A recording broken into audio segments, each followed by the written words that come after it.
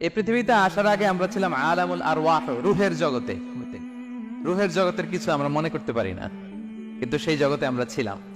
তো রুহের জগতের এরকম একটা বিশাল কনফারেন্স হয়েছিল।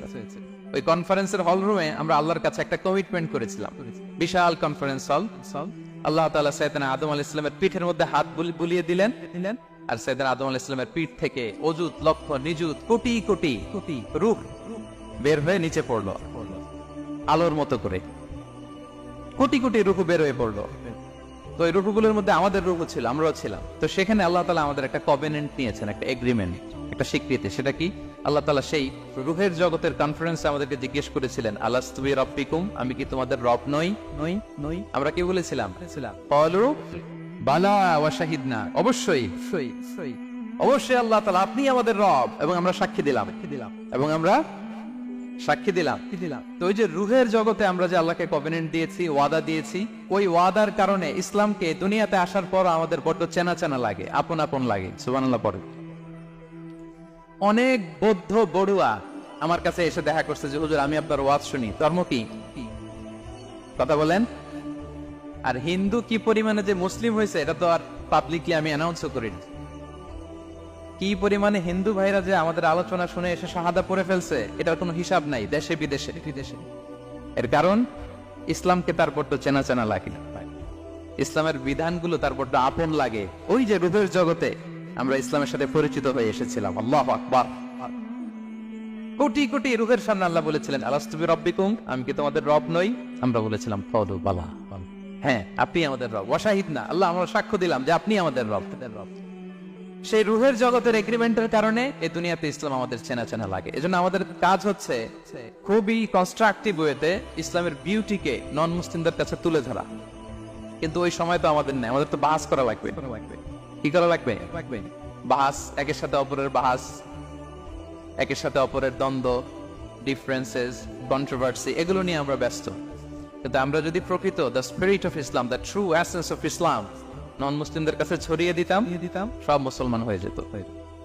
পশ্চিমে আমি দেখেছি তারা স্ট্রিট দাওয়া করে, রাস্তার মধ্যে দাঁড়িয়ে কোরআন নিয়ে বসে থাকে, সুন্দর সুন্দর লিফলেট নিয়ে বসে থাকে, জেসাস ক্রাইস্টের জীবনে নিয়ে বসে থাকে।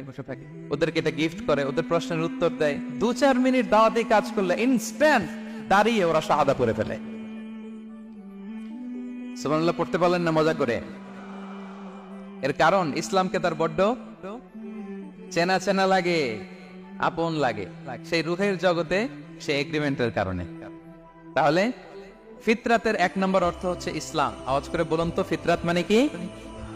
কুল্লু মাউলুদিন ইউলাদু আলাল ফিতরা, প্রতিটি নবজাতক, অল দ্য নিউবর্ন বেবি, তারা ইসলামের উপর জন্মায়, পরে তাদের ধর্ম চেঞ্জ হয়।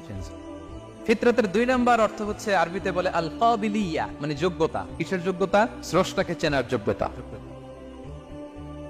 স্রষ্টার বিধান মেনে চলার যোগ্যতা। এই যোগ্যতা প্রতিটা মানুষকে দিয়ে আল্লাহ সৃষ্টি করেছেন। আলহামদুলিল্লাহ, প্রত্যেকটা মানুষের এই যোগ্যতা আছে। ইভেন আফ্রিকার জঙ্গলে, আমাজনের ভিতরেও যে নৃ গোষ্ঠীগুলো থাকে, যে ট্রাইবস গুলো থাকে, তারাও চিন্তা করলে স্রষ্টাকে চিনে যাবে।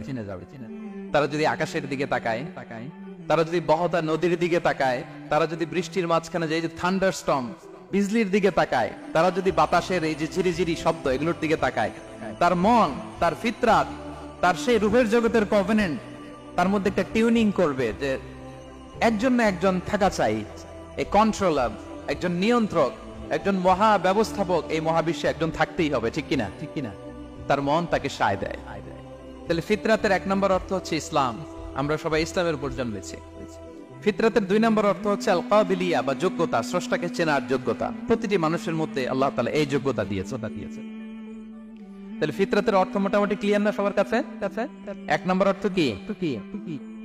সবাই বলুন, ইসলাম। 2 নম্বর যোগ্যতা। কাকে চেনার যোগ্যতা? আল্লাহকে চেনার যোগ্যতা দিয়ে আল্লাহ তাআলা আমাদের তৈরি করেছেন। এবং নিজেকে আল্লাহর কাছে পূর্ণরূপে সমর্পণ করাটাই হচ্ছে ফিতরাতের দাবি।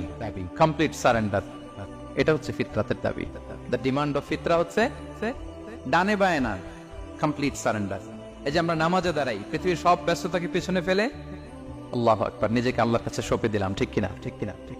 আমরা যখন রোজা রাখি, ঘরের ভেতরে যখন একা থাকি, পৃথিবীর কেউ দেখে না, তৃষ্ণায় গলা ফেটে যায়, তারপরে এক গ্রুপ পানি খাই। দিস ইজ ফিতরাত। ইজহার আর রেদা পরে লাব্বাইক লাব্বাইক বলে আরাফাতের ময়দানে কাঁদি, এক সত্তাকে ডাকি, তিনি কে? দিস ইজ ফিতরাত, ফিতরাত। তাহলে নিজেকে আল্লাহর কাছে পূর্ণরূপে সমর্পণ করাটাই হচ্ছে ফিতরাতের দাবি।